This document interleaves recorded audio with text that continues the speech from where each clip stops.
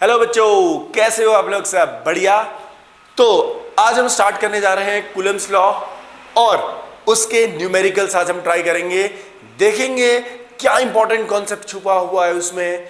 और जो बच्चे आज पहली बार इस वीडियो को देख रहे हैं, मैं उनसे कहूंगा कि आप लोग जो प्रीवियस वीडियो है उनको भी देखिए। अगर आपको एक डिटेल अंडरस्टैंडिंग चाहिए, एक अच्छा सा कंसेप्ट आपने बनाना है अपना, तो प्लीज पहले वो लेक्चर्स आप देखिए, उसके बाद इसको करिए।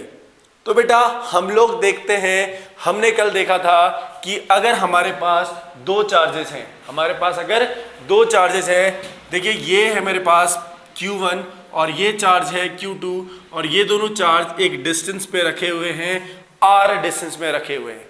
अगर ऐसा है तो ये दोनों चार्ज रिपल करेंगे एक दूसरे को और इस फोर्स ऑफ रिपल्शन को बोला जाता है इलेक्ट्रोस्टैटिक फोर्स ऑफ रिपल्शन। ठीक है, तो ये फोर्स जो होगा बच्चे वो होगा F is equal to 1/4 pi epsilon naught Q1 Q2 divides R square. ये हमने देख लिया था, सीख लिया था। और एक इंपॉर्टेंट सी चीज मैंने बताई थी आपको बच्चों कि ये जो टर्म होता है, ये टर्म क्या दिखाता है? ये टर्म बताता है हमें प्रॉपर्टी। ये टर्म बच्चों प्रॉपर्टी ऑफ मीडियम की प्रॉपर्टी को बताता है। अगर दो चार्ज पार्टिकल एयर पे रखे हुए हैं तो यहां पर को एप्सिलॉन नॉट आएगा। अगर ये चार्ज पार्टिकल किसी मीडियम में रखे हुए हैं तो उस मीडियम की परमिटिविटी आएगी। क्लियर हो गया ना? ये हमने कल बात करी थी, हम देख चुके थे। तो आज हम लोग इसकी डायमेंशन भी हमने आपको बोला था कि निकालिएगा। इसके यूनिट हमने करी थी, इसकी वैल्यू हमने ली थी एयर के लिए। तो आज हम लोग यहां पर को सीखते हैं ये परमिटिविटी का आखिर मतलब होता क्या है। तो देखिए बेटा, अगर आपको कहीं पर भी दो चार्ज दिखते हैं, देखिए दो चार्ज ये हैं हमारे पास और इनके बीच में ये जो मीडियम है देखिए ये मीडियम बेटा, इस मीडियम के अंदर ना एक प्रॉपर्टी होती है। ये प्रॉपर्टी क्या करती है? इस चार्ज के इफेक्ट को कम करना चाहती है। ध्यान से सुनिएगा, इंपॉर्टेंट चीज है। इस मीडियम की एक प्रॉपर्टी होती है, वो प्रॉपर्टी क्या करती है? इस चार्ज के इफेक्ट को कम करना चाहती है। अब चार्ज का इफेक्ट क्या होता है? देखिए चार्ज का इफेक्ट होता है फोर्स। ठीक है, तो मैं ये कहूंगा कि एक ऐसी प्रॉपर्टी होती है मीडियम की जो ये चाहती है कि जो फोर्स लग रहा है, चार्ज जो फोर्स लगा रहे हैं उसको मैं कम कर दूं, रिड्यूस कर दूं, एब्जॉर्ब कर दूं। समझ में आया? तो उसी प्रॉपर्टी को बोलते हैं बेटा परमिटिविटी। क्लियर है? देखिए ध्यान से सुनिएगा। मान लेते हैं बेटा ये जो चार्ज है ये इस चार्ज पे 100 न्यूटन का फोर्स लगा सकता था। क्लियर हुआ?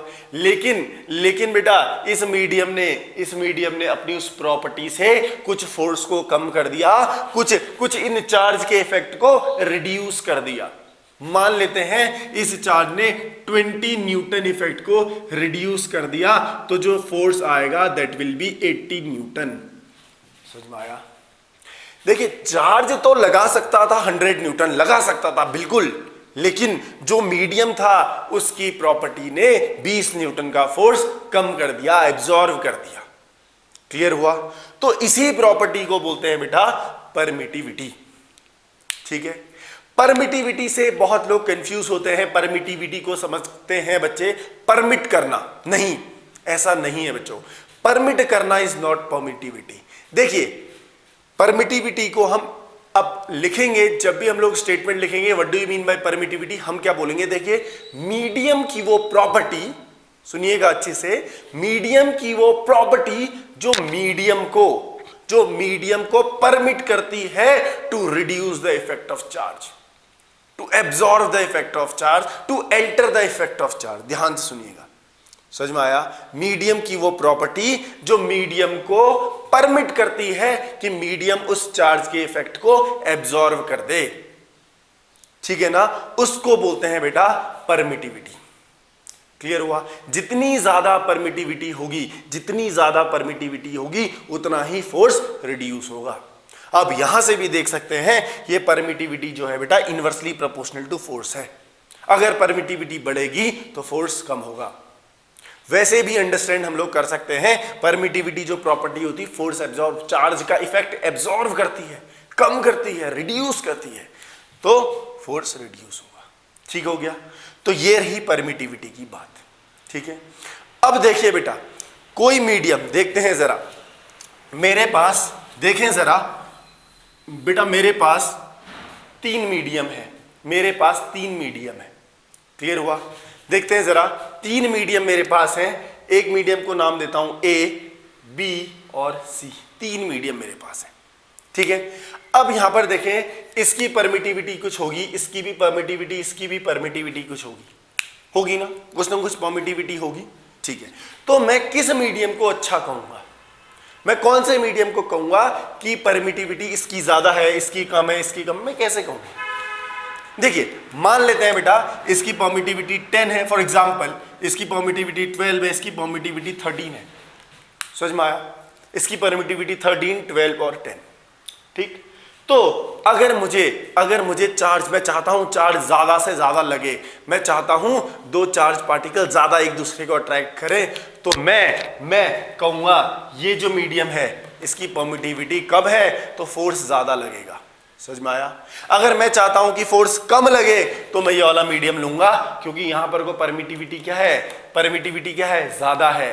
समझ में आया? परमिटिविटी ज्यादा होने से force between the charge particle कम होगा। ठीक है ना? तो बेटा यहां पर देखते हैं मैं किस मीडियम को अच्छा कहूंगा, किस मीडियम को गंदा कहूंगा, ये डिपेंड करता है हमारी रिक्वायरमेंट पे, हमें कौन सा मीडियम चाहिए, किस मीडियम की रिक्वायरमेंट है हमें। अगर हम चाहते हैं मेरा मीडियम फोर्स ट्रांसमिट करे तो मुझे ऐसा मीडियम चाहिए जिसकी परमिएबिलिटी कम हो। अगर मुझे ऐसा चाहिए कि भैया मीडियम क्या करे, फोर्स को ट्रांसमिट नहीं करने दे, तो उसकी परमिटिविटी क्या होनी चाहिए बेटा? उसकी परमिटिविटी बिल्कुल भी ज्यादा होनी चाहिए, वो फोर्स को कम। अगर परमिटिविटी ज्यादा होगी तो फोर्स जो होगा वो ज्यादा होगा। ठीक है ना? ये इनवर्सली प्रोपोर्शनल होता है। आप समझ लीजिए, ये थोड़ा सा कहने में कंफ्यूजिंग लग रहा है बट है नहीं। समझ में आया? तो बच्चों किस मीडियम को मैं कहूंगा अच्छा मीडियम, किस मीडियम को मैं कहूंगा ये नहीं मीडियम, वो रिक्वायरमेंट पे डिपेंड करता है कि आपको कैसा मीडियम चाहिए।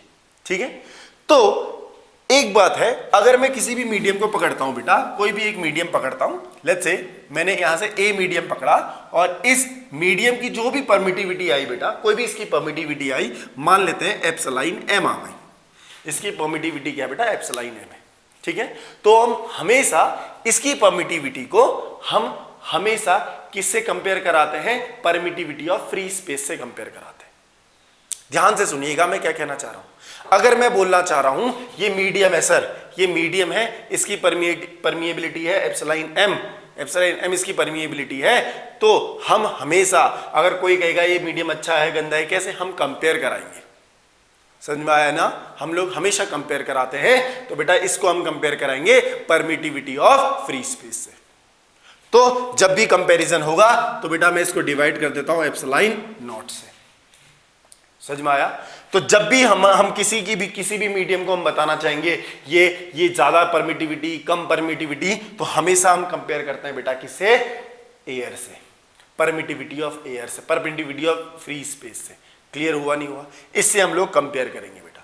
तो जब हम इन दोनों का रेशियो लेते हैं तो यहां पर को एक टर्म निकल के आता है, that is known as relative permittivity. क्या आता है बेटा? Relative permittivity. रिलेटिव परमिटिविटी का मतलब क्या है? किसी भी मीडियम की परमिटिविटी को जब हम कंपेयर कराते हैं किससे? फ्री स्पेस की परमिटिविटी से, तो जो रेशियो आता है उसको हम बोलते हैं एप्सिलॉन आर, रिलेटिव परमिटिविटी।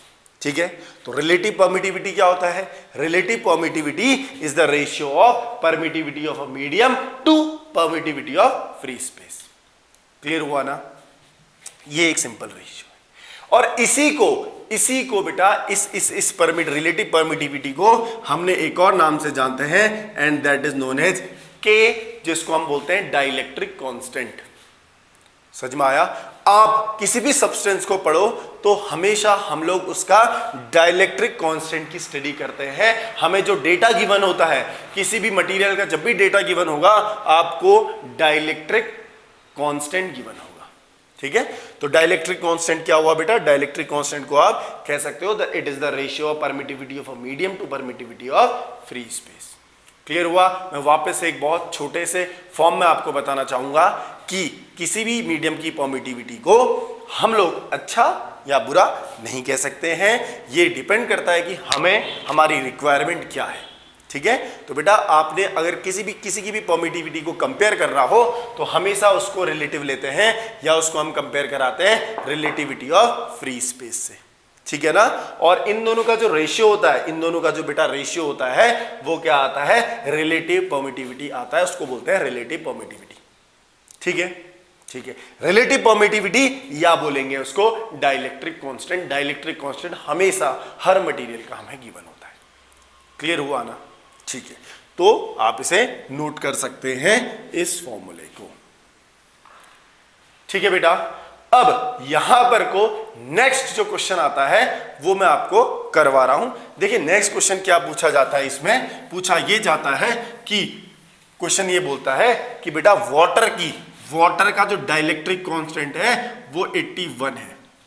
81, कुछ बुक्स में 80 लिखा हुआ है, कुछ बुक्स में 81 लिखा हुआ है, हम 81 लेके चल रहे हैं। डाइलेक्ट्रिक कांस्टेंट, देखिए डाइलेक्ट्रिक कांस्टेंट एक रेशियो है तो इसकी कोई भी यूनिट नहीं होगी। ठीक है बच्चे? ठीक है, अब देख रहे हैं डाइलेक्ट्रिक कांस्टेंट ऑफ वाटर 81 है बेटा।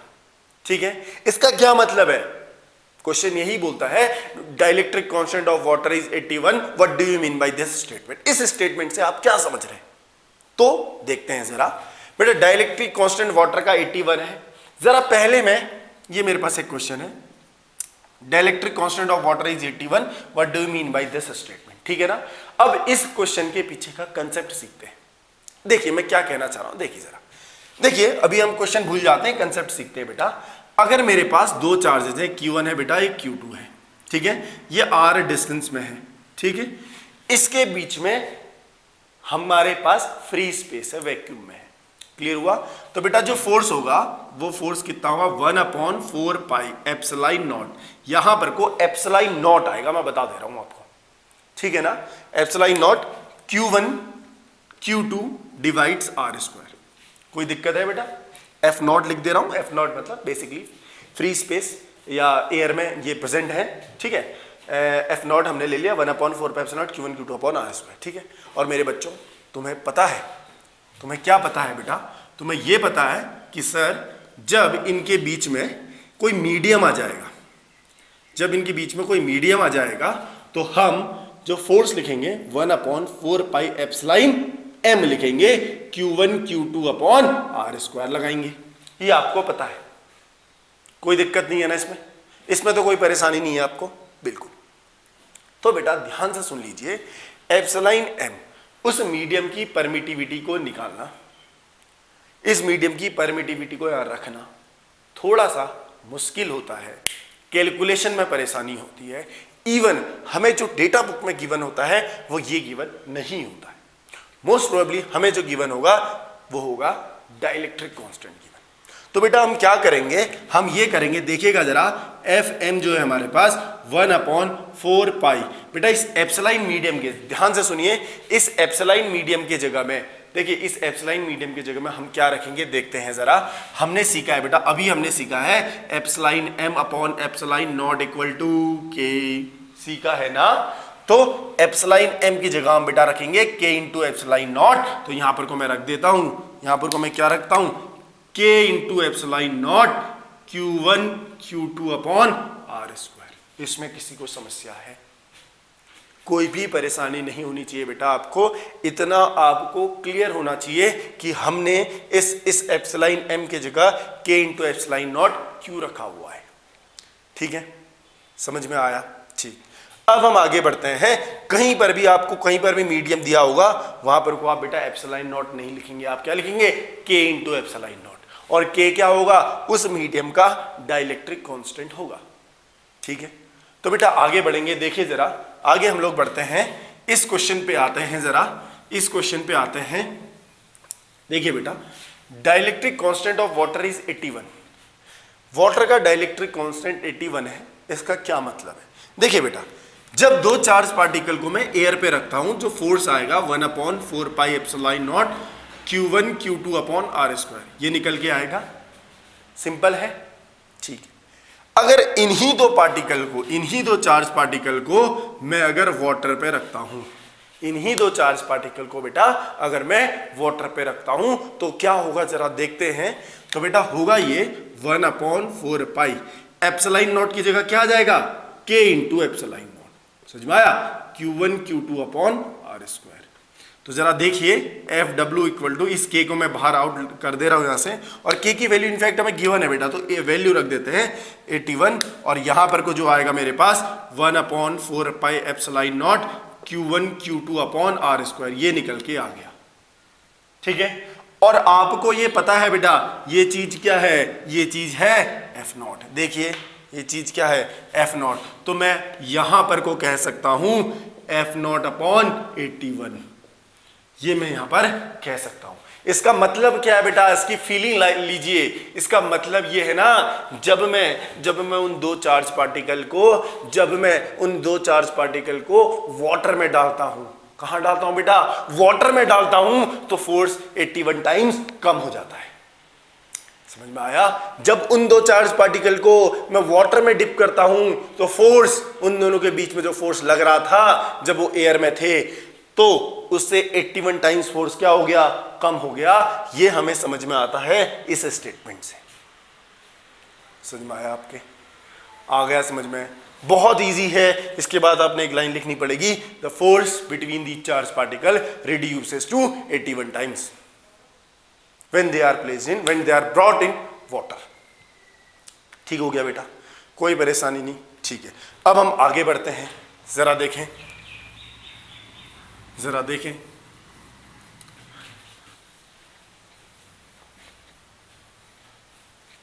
तो बेटा ये क्वेश्चन मैं आपको बताता हूं। ये क्वेश्चन नीट एग्जाम में आया हुआ है। ठीक है, ये क्वेश्चन नीट एग्जाम में आया हुआ है और 2013 पे आया हुआ है। ठीक, जो मैंने आपको डीबीपी दिया है उसमें भी ये इंक्लूड है। तो यहां पर को देखते हैं और इसके पीछे का कंसेप्ट हम लोग सीखेंगे। ठीक है, तो बेटा ध्यान से सुनिएगा। इस क्वेश्चन में क्या बोला हुआ है, इस क्वेश्चन में बोला हुआ है कि हमारे पास दो चार्ज है। एक ये बेटा, ये हमारे पास चार्ज है कैपिटल Q, ये चार्ज है कैपिटल Q। ठीक है, तो ये बोला गया है, ध्यान से सुनिएगा, ये बोला गया है कि सेंटर पे, कि बेटा सेंटर में इन दोनों के मैं एक स्मॉल q चार्ज रखता हूं ताकि सिस्टम इक्विलिब्रियम में आ जाए। ठीक है, ध्यान से सुनिएगा, इन दोनों के बीच में मैंने एक स्मॉल q चार्ज रखना है ताकि मेरा सिस्टम इक्विलिब्रियम में आ जाए। तो इस चार्ज की आपने वैल्यू निकालनी है और इस चार्ज का आपने मैग्नीट्यूड निकालना है। दोनों चीज निकालनी है, value as well as nature as well as magnitude. ठीक है बेटा, तो सबसे पहले क्वेश्चन हमें क्लियर हुआ। ठीक है, आपने क्वेश्चन यहां पे को मैं लिखा हुआ आ जाएगा क्वेश्चन। ठीक है, आप लोग इसको नोट कीजिए। ठीक है, स्क्रीन पॉज कीजिए, क्वेश्चन नोट कीजिए और उसके बाद आप यहां आइए। ठीक है ना? ठीक है, तो बेटा देखते हैं जरा। ठीक है, दो मेरे पास चार्ज है, एक बीच में चार्ज है। ठीक, अब सुनिए देखिए बेटा, इसके पीछे का कंसेप्ट पहले हम सीखते हैं। अगर मेरे पास दो चार्ज है बेटा, देख लीजिए, एक ये चार्ज है और बीच में एक चार्ज है। सबसे पहले हम देखते हैं, अगर ये चार्ज पॉजिटिव हुआ, अगर ये चार्ज क्या हुआ बेटा, पॉजिटिव हुआ, तो क्या चीज होगी देखिएगा। ये पॉजिटिव बेटा ये रिपेल करेंगे एक दूसरे को, कर रहे हैं रिपेल, बिल्कुल। ये पॉजिटिव रिपेल कर रहे हैं। ठीक है, हो गया। अच्छा, ये पॉजिटिव एक दूसरे को रिपेल करेंगे। ठीक है, तो बेटा ध्यान से सुनिएगा, ये डिस्टेंस क्या है, दिस डिस्टेंस इज r/2 और यहां से यहां तक की डिस्टेंस भी बेटा क्या है, r/2 है। इसका मतलब क्या हुआ कि इसमें इस चार्ज पार्टिकल में नेट फोर्स 0 आएगा। इस चार्ज पार्टिकल में नेट फोर्स क्या आएगा, 0 आएगा। बिल्कुल बिल्कुल सही, ठीक है ना, ठीक है। तो बहुत बच्चे यहीं पर अपना क्वेश्चन एंड कर देंगे, बोलेंगे कि सर इसमें तो चार्ज क्या है सर, इधर भी पॉजिटिव, यहां से ये रिपेल करेगा, यहां से ये रिपेल करेगा, सर चार्जेस सेम है तो ये कैंसिल आउट हो जाएंगे, वेक्टर सम 0 आएगा, आंसर इज आ गया। लेकिन बेटा मैं उनको ये बोलता हूं, उनको बेटा ये बोलता हूं, आपने क्वेश्चन अच्छे से नहीं पढ़ा है बेटा। क्यों नहीं पढ़ा है? क्योंकि क्वेश्चन में ये लिखा हुआ है, क्वेश्चन में बेटा ये लिखा हुआ है कि मेरा सिस्टम इक्विलिब्रियम में होना चाहिए, और सिस्टम इक्विलिब्रियम में तभी होगा जब उस सिस्टम में लगने वाले नेट फोर्स, नेट टॉर्क 0 होंगे। समझ में आया? जितने भी नेट फोर्स लग रहे हैं किसी भी चार्ज पार्टिकल में और जितने भी टॉर्क लग रहे हैं वो 0 आएंगे। इस यहां पर को देखिए, तीनों चार्ज एक ही लाइन में है, कोई टॉर्क तो नहीं लगेगा।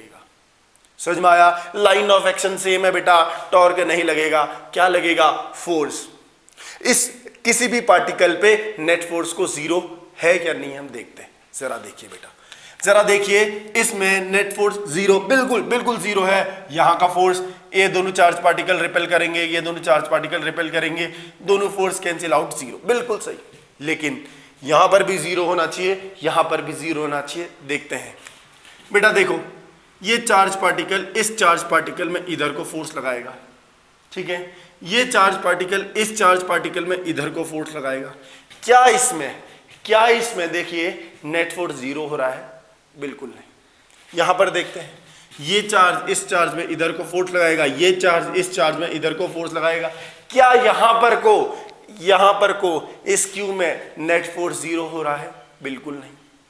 समझ में आया? तो बच्चे ये कंसेप्ट काम नहीं करेगा। समझ में आया? ये कंसेप्ट काम नहीं करेगा, ये हमने पॉजिटिव नहीं लेना है, ये हम देखते हैं कि क्या होगा। समझ में आया? तो ये जो अगर आप इस अप्रोच से करोगे तो ये गलत हो जाएगा, क्योंकि ये तो इक्विलिब्रियम में है, मैं मान रहा हूं इसमें फोर्स 0 है, लेकिन बेटा इसमें और इसमें फोर्स 0 नहीं है। समझ में आ गया?